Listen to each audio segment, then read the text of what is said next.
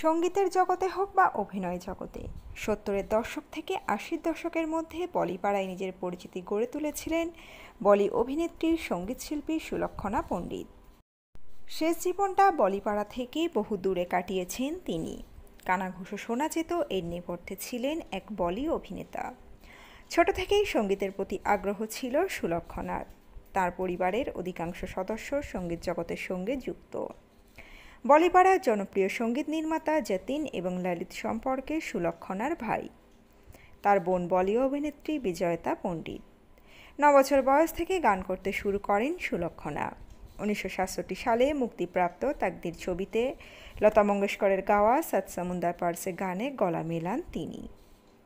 1975 সালে মুক্তি পাওয়া উলঝান ছবির মাধ্যমে বড় পর্দায় আত্মপ্রকাশ করেন সুলক্ষণা।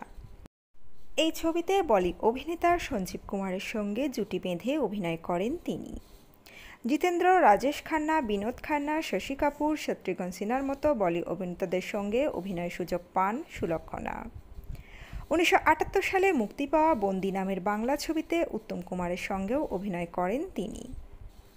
অভিনয়ের পাশাপাশি গানের জগতেও নিজের পরিচিতি তৈরি করেন সুলক্ষণা। হিন্দি, বাংলা, মারাঠি, ওড়িয়া এবং গুজরাটি ভাষায় গান গেয়েছেন তিনি। কিশোর কুমার, হেমন্ত মুখোপাধ্যায়, লতা মঙ্গেশকর, মোহাম্মদ রফি এবং উদিত নারায়ণের সঙ্গে গান করেন সুলক্ষণা। 1986 সালে লন্ডনের রয়্যাল অ্যালবার্ট হলে পারফর্ম করেন সুলক্ষণা। তাকে শেষ গান করতে দেখা যায় 1996 সালে মুক্তিপ্রাপ্ত খামোশি দ্য মিউজিক্যাল ছবির সাগার কিনারে ভি দো দিল গানে। বলিপাড়ায় কানাঘুষো শোনা যেত সঞ্জীব কুমারকে প্রেম নিবেদন করেছিলেন সুলক্ষণা, কিন্তু অভিনেতা সুলক্ষণার প্রস্তাব ফিরিয়ে দেন। বলিউডের অন্দরমহলের গুঞ্জন সেই সময় অন্য অভিনেত্রীর প্রেমে হাবুডুবু খাচ্ছিলেন সঞ্জীব কুমার। সেই অভিনেত্রীকে দুবার প্রেম নিবেদনও করেন তিনি, কিন্তু সঞ্জীবের প্রস্তাব ফিরিয়ে দেন সেই অভিনেত্রী। প্রেমের কাহিনী বুনতে ব্যর্থ হলে বিয়ে না করার সিদ্ধান্ত নেন সঞ্জীব। সঞ্জীবের সঙ্গে সংসার করতে পারবেন না বলে সুলক্ষণাও বিয়ে না করার সিদ্ধান্ত নেন, কিন্তু সঞ্জীবকে মনের কথা জানানোর প্রভাব গিয়ে পড়ে সুলক্ষণার কেরিয়ারে। এরপর ধীরে ধীরে সুলক্ষণার কাছে অভিনয়ের প্রস্তাব আসা কমতে থাকে। কাজ না পেয়ে মন আরও ভেঙে যায় অভিনেত্রীর। 1988 সালে মুক্তিপ্রাপ্ত দো ওয়াক্ত কি রুটি ছবিতে শেষ অভিনয় করতে দেখা যায় সুলক্ষণাকে। এই ছবিতেও সঞ্জীবের সঙ্গে অভিনয় করেন তিনি। 1985 সালে হৃদরোগে আক্রান্ত হয়ে মারা যান সঞ্জীব। এক পুরানো সাক্ষাৎকারে বিজয়তা জানান, সঞ্জীবের প্রয়াণের পর মানসিক অবসাদগ্রস্ত হয়ে পড়েন সুলক্ষণা। 2006 সালে বিজয়তা তার বাড়িতে নিয়ে যান সুলক্ষণাকে। বিজয়তার দাবি, নিজেকে ঘরবন্দি করে রাখতেন সুলক্ষণা, কারো সঙ্গে কথা বলতে চাইতেন না তিনি। এরপর একদিন বাথরুমে পা পিছলে পড়ে মারাত্মক চোট পান সুলক্ষণা। 4 বার অস্ত্রোপচার হয় তাঁর। হাঁটাচলা করতেও পারতেন না। শয্যাশায়ী হয়ে জীবনের শেষ দিনগুলি কাটিয়েছেন বিজয়তা পণ্ডিতের বাড়িতে। হরিয়ানার মেয়ে ছিলেন তিনি। পরিবার বেশ রক্ষণশীল।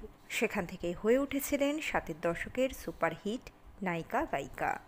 পণ্ডিত ইয়াশরাজের ভাইজি বলিউডের সুপারহিট ছবির গায়িকা নায়িকা। এই নায়িকার 2 ভাই সুরকার যতীন, ললিত। ইনিই বলিউড গায়িকা অভিনেত্রী সুলক্ষণা পণ্ডিত।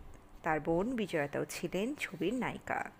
বাংলা ছবি অমর সঙ্গীতে কাজ করেছেন বিজয়তা।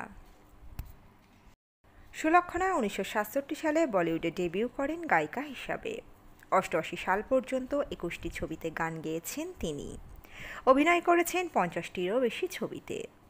বেকারে দিল তু গিয়া, বন্দি রে কাহে প্রীত গানগুলি ছিল সেই সময়ে সুপারহিট গান। নিজের ছবিতে অভিনয়, গান দুই করতেন তিনি। হট শব্দটা বলিউডের বেশ কিছু ম্যাগাজিন তার সম্পর্কে সেই সময় ব্যবহার করেছিল। আবেদনময়ীও বলা হতো তার পর্দায় উপস্থিতিকে। 1975 সালের ছবি সংকল্পে তু হি সাগর হে, তু হি কিনারা, ঢুঁড়তে হে, তু কিসকা সাহারা গানের জন্য পুরস্কারও পান তিনি। হেমা মালিনী ও রেখার প্রতিদ্বন্দ্বী বলা হতো তাঁকে সেই সময়। রীনা রায় ও নিতু সিংও সেই সময় অভিনয় করছেন। তিনি পাল্লা দিয়ে কাজ করেছেন তাদের সাথে বিভিন্ন ছবিতে। রাহিগির ছবিতে হেমন্ত মুখোপাধ্যায় সুরকার ও সঙ্গীত পরিচালনার দায়িত্বে ছিলেন। সেই সময় তিনি সুলক্ষণাকে অভিনয়ে আসার জন্য সুপরামর্শ দিয়েছিলেন।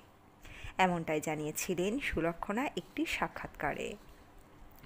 বাবা চলে যাওয়ার পর বাড়ির বড় সন্তান হিসাবে রুটিরুজির দায়িত্ব কাঁধে তুলে নিয়েছিলেন তিনি। সেই সুলক্ষণাই নাকি প্রেমে পড়ে সব কাজ ভুলে যেতে লাগতেন। অভিনেতা সঞ্জীব কুমারের সঙ্গে উলঝান ছবিটি করার সময় তার প্রেমে পড়ার কথা সাক্ষাৎকারে বলেছিলেন অভিনেত্রী। 7টি ছবিতে কাজ করেন তাঁরা। তবে সঞ্জীব পছন্দ করতেন হেমাকে, তাই সুলক্ষণার ভালোবাসার কথাকে গুরুত্ব দেননি তিনি, জানিয়েছিলেন নিজের ইন্টারভিউতে সুলক্ষণা। অভিনেতা সঞ্জীব কুমার আজীবন অবিবাহিত ছিলেন। অতিরিক্ত মদ্যপানের কারণেই বিখ্যাত অভিনেতা মাত্র 50 বছর বয়সে অসুস্থতার কারণেই মারা যান। এমনটাই প্রকাশিত হয়েছিল তখন সর্বভারতীয় সংবাদ মাধ্যমে। তারপর থেকে অভিনেত্রী অবসাদগ্রস্ততায় ভুগতেন। अपनापन, वक्त की दीवार, खंडन, সংকোচ, ধর্মকাঁটা, চেহারে পে চেহারা, রাজ, কালা সুরাজ, একের পর এক হিট ছবির নায়িকা নিজে বিয়ে করেননি কখনো। সঞ্জীবের মৃত্যুর পর থেকেই কাজ কমিয়ে দিয়েছিলেন তিনি। থাকতেন ঘরে বন্দি হয়ে। নিজের ফ্ল্যাট ঠিক করার খরচাটুকুও তার ছিল না। একটা সময়ের পর কাজ না করতে করতে প্রচুর ধার হয়ে যায় তাঁর। 2005 সালে অভিনেতা জিতেন্দ্রর সহায়তায় ফ্ল্যাট বিক্রি করে ঋণ শোধ করেন নায়িকা। বোন বিজয়তা ও তার স্বামী সঙ্গীত পরিচালক আদেশ শ্রীবাস্তব এগিয়ে আসেন দিদিকে সাহায্য করতে। পাশে ছিলেন অভিনেত্রীদের ভাইরাও। পুরানো ফ্ল্যাট বিক্রির টাকায় নতুন ছোট ফ্ল্যাট কিনে তা ভাড়া দেন সুলক্ষণা। বাড়ির শৌচাগারে পড়ে গিয়ে হিপ বোন ভেঙে যায় তাঁর। 4 বার অস্ত্রোপচারের পর হাঁটা শুরু করেন তিনি, কিন্তু আদেশও মারা যান ক্যান্সারে। ভক্তিমূলক একটি অ্যালবামের কাজ করছিলেন শালিকার জন্য, তা বন্ধ হয়ে যায়।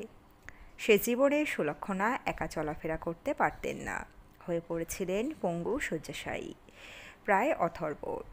বোনের সঙ্গেই থাকতেন তিনি, তাকে দেখাশোনা করার জন্য বিশেষ লোকও ছিল। সুর, যন্ত্রণা আর এক অসমাপ্ত প্রেমের গল্প, এই তিনের মাঝেই তিনি যেন বেঁচেছিলেন সুলক্ষণা পণ্ডিত হয়ে।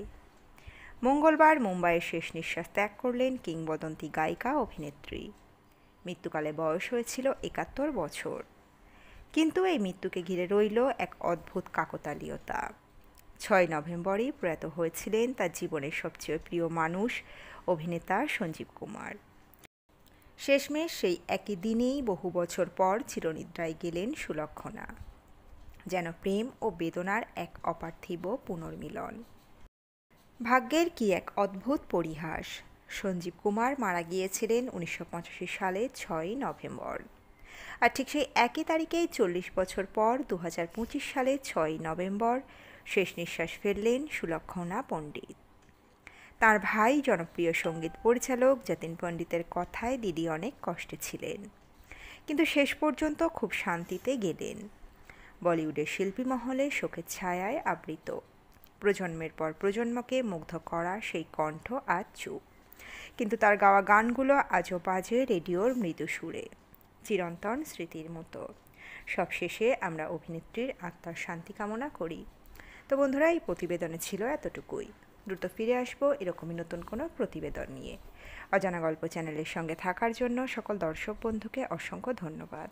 দেখতে থাকুন, চোখ রাখুন আমাদের অজানা গল্প চ্যানেলে।